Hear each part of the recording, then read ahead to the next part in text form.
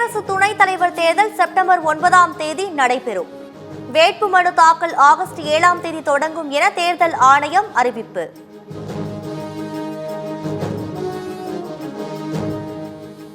திருவண்ணாமலையில் mini tidal பூங்கா உள்ளிட்ட 26 புதிய திட்டங்களுக்கு காணொலி மூலம் அடிக்கல் நாட்டினார் முதலமைச்சர் மு.க. ஸ்டாலின்.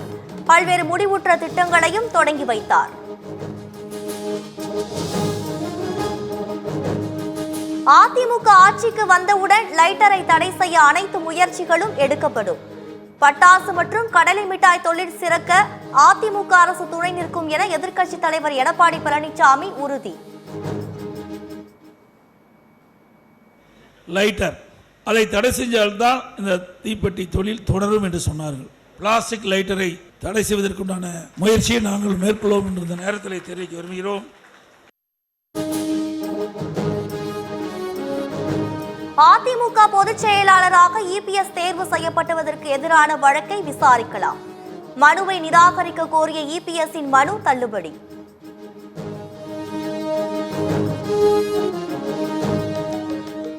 ஆணவ கொலை செய்யப்பட்ட கவினின் உடல் சொந்த ஊரான ஆறுமுகமங்கலத்திற்கு கொண்டுவரப்பட்டது. கவினின் உடலை கண்டு பெற்றோர் உறவினர்கள் கதறி அழுத சோக காட்சி.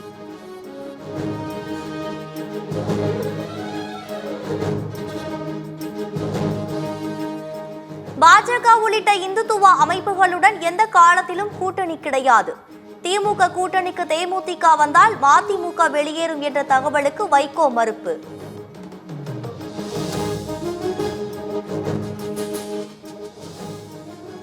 மறுமலர்ச்சி திமுக தற்போது மகன் திமுகவாக மாறியுள்ளது. திருச்சி மாநாட்டிற்கு அழைப்பு வராவிட்டால் பெரிய அரசியல் நடவடிக்கை எடுக்கப்படும் என மல்லை சத்யா பேட்டி.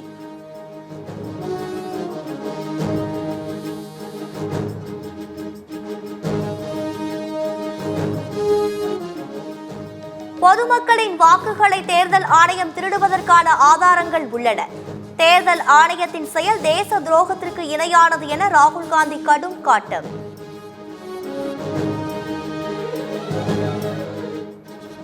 பீகார் சிறப்பு தீவிர வாக்காளர் பட்டியல் திருத்தம் குறித்து விவாதிக்க மறுப்பு. நாடாளுமன்றத்தில் எதிர்க்கட்சிகள் அமளியில் ஈடுபட்டதால் இரு அவைகளும் ஆகஸ்ட் 4ஆம் தேதி வரை ஒத்திவைப்பு.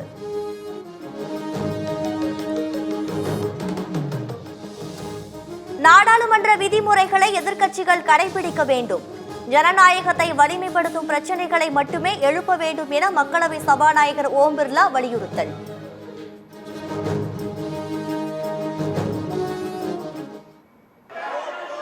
संसदीय परंपराओं का पालन करना चाहिए आपको। आप इतने वरिष्ठ सदस्य होने के बाद भी आप इस तरीके का व्यवहार करें, तख्तियां लेकर आए, नारेबाजी करें, माननीय सदस्य उचित नहीं है। பாலியல் வழக்கில் சிக்கிய பாஜக முன்னாள் எம்பியும் முன்னாள் பிரதமர் தேவகவுடாவின் பேரனுமான பிரஜ்வல் ரேவண்ணா குற்றவாளி என தீர்ப்பு. தண்டனை விவரத்தை நாளை அறிவிக்கிறது பெங்களூரு சிறப்பு நீதிமன்றம்.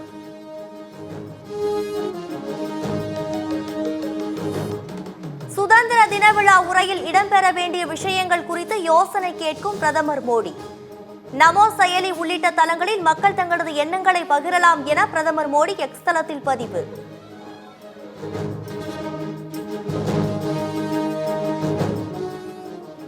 தெலங்கானாவில் 8ஆம் வகுப்பு பயிலும் 13 வயது மாணவியை திருமணம் செய்த 40 வயது பள்ளி ஆசிரியர்.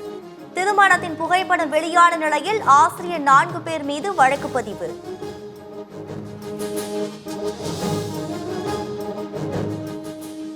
மத்திய பிரதேசத்தில் இருசக்கர வாகன ஓட்டிகளுக்கு இன்று முதல் ஹெல்மெட் கட்டாயம். ஹெல்மெட் அணியாத வாகன ஓட்டிகளுக்கு பெட்ரோல் கிடையாது என அறிவிப்பு.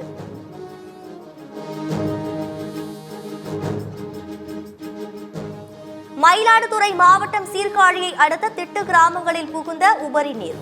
விவசாய நிலங்களில் தண்ணீர் புகுந்ததால் விவசாயிகள் வேதனை.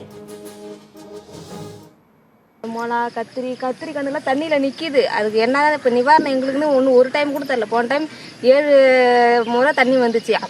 அப்போல்லாம் 50,000-60,000 கையில் கிடைக்கிற காசு வீணாக போயிடுச்சு. முதலீடு பண்ணி 1 வருஷம் கூட எங்களுக்கு நல்ல பதிலே இல்லை. எதுவுமே இதுக்காக எங்களுக்கு யாருமே ஒன்றும் தரவும் மாட்டுறாங்க, எதுவும் இல்லை. சென்னை மெட்ரோவில் இதுவரை பயன்பாட்டில் இருந்த பயண கார்டு இன்று முதல் செல்லாது. பழைய கார்டை கொடுத்து புதிய சிங்கார சென்னை அட்டையை பெறுமாறு மெட்ரோ ரயில் நிர்வாகம் அறிவிப்பு.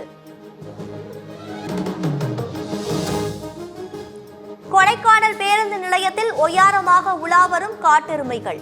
அடர்ந்த வனப்பகுதிக்குள் விரட்ட பொதுமக்கள் கோரிக்கை.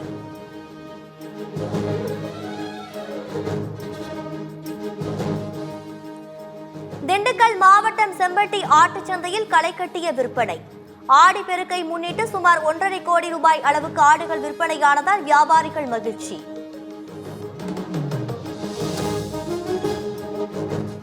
நிகழ்ச்சிகளில் பங்கேற்க டிசம்பர் 14ஆம் தேதி மும்பை வருகிறார் கால்பந்து ஜாம்பவான் மெஸ்ஸி. கொல்கத்தா, மும்பை, டெல்லி ஆகிய நகரங்களில் பாராட்டு விழாக்களுக்கு ஏற்பாடு.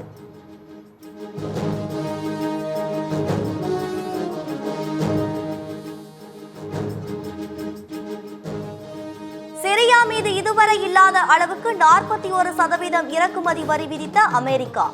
உள்நாட்டு போரால் சிக்கி தவிக்கும் சிரியா மீதான அதிக வரி விதிப்பால் உலக நாடுகள் அதிர்ச்சி.